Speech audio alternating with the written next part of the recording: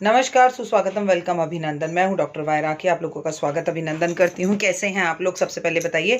आपको अष्टमी की हार्दिक शुभकामनाएं। और फिलहाल अभी तो नवमी भी शुरू हो चुकी है, लेकिन अगर आप नवमी मनाते हैं तो नवमी कल मनाइएगा। कल ही दशहरा है।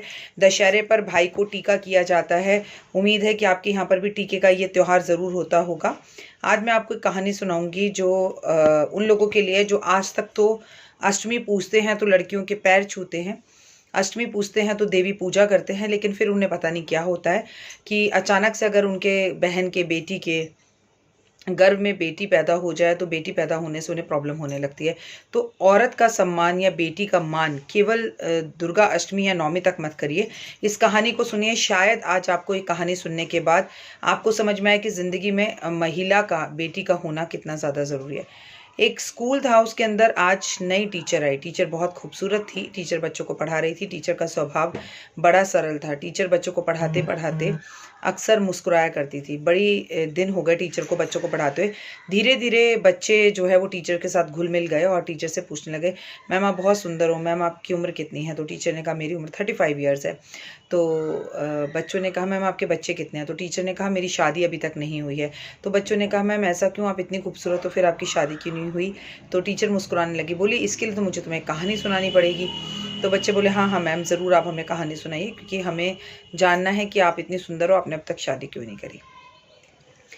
टीचर बोली बहुत समय पहले की बात है। एक आदमी था, उसकी 5 बेटियां थीं और उसकी वाइफ को उसने बोला कि अगर अब की बार तुम्हारे यहाँ पर बेटी तुमने मुझे पैदा कर दी और बेटा पैदा नहीं किया तो मैं तुम्हारी बेटी को अपने हाथों से मार दूंगा और घर के बाहर फेंक दूंगा।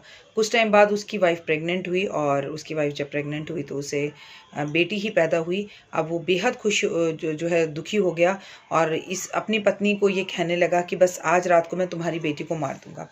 वो बेटी को चौराहे पर जाकर ले गया और किसी कूड़े में फेंक दिया और ये सोचा कि सुबह देखूंगा इसे कोई ना कोई ले जाएगा। मेरे पास तो ऑलरेडी 4 बेटियां हैं, ये 5वीं बेटी का मैं क्या करूंगा? और 5 बेटियां उसको पहले से थी, ये 6ठी बेटी हो गई थी, तो मैं इनका क्या करूंगा? वो बड़ा दुखी होता था। तो उसने देखा अगले दिन सुबह जाकर बेटी वहीं पर कूड़े के अंदर हाथ पैर ऐसे ऐसे कर कर खेल रही है, उसे कुछ नहीं हुआ। उसे शर्म आई, वो बच्चे को घर ले गया। फिर वो अगले दिन रात को वापस छोड़कर आया कूड़े में, लेकिन बच्चे को कुछ नहीं हुआ। यही सिलसिला 1 हफ्ते तक चलता रहा।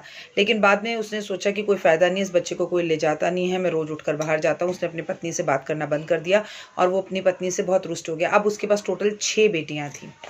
उसकी तमन्ना बेटा पाने की बहुत थी। उसने अपनी पत्नी से कहा कि मुझे एक बेटा चाहिए और हमें बेटा ज़रूर होना चाहिए, क्योंकि वो मेरे वंश को बढ़ाएगा और मेरे वंश को बढ़ाने के साथ साथ आगे चलकर मेरा सुख और दुख और बुढ़ापा देखेगा।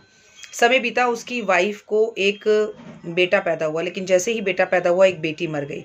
आगे आगे उसकी पत्नी को फिर 4 बेटे और पैदा हुए, लेकिन जैसे ही 4 बेटे पैदा हुए वैसे 4 बेटियां मर गईं। अब उसके पास केवल एक बेटी बची थी और वो बेटी थी जो बेटी को वो रोज चौराहे पर जाकर फेंक कर आता, लेकर आता। समय बीतता गया और काल ने उसकी पत्नी को भी खत्म कर दिया। उसकी पत्नी मर गई। जब उसकी पत्नी मर गई तब उसके पास केवल 5 बेटे और एक बेटी बची थी जिसे वो चौराहे पर फेंक कर आता था। बेटों ने धीरे धीरे शादी करी और शादी करने के बाद जाकर वो अपनी बीवियों के साथ उनके घर में बस गए, आराम से अपनी ज़िंदगी बिताने लगे। अब ये पिता जो है केवल उसी लड़की के पास रह गया जिसे वो चौराहे पर छोड़ाता था। जानना चाहते हो कि वो पिता कौन है और ये कहानी किसकी है?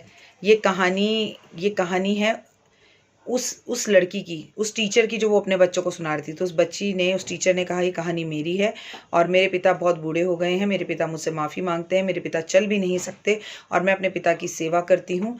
तो मोरल ऑफ द स्टोरी मैं जो आपसे कहना चाह रही हूँ, मैं आपसे सिर्फ ये कहना चाह रही हूँ कि ज़िंदगी में कभी मत सोचना कि बेटियां जो हैं वो एक बोझ हैं।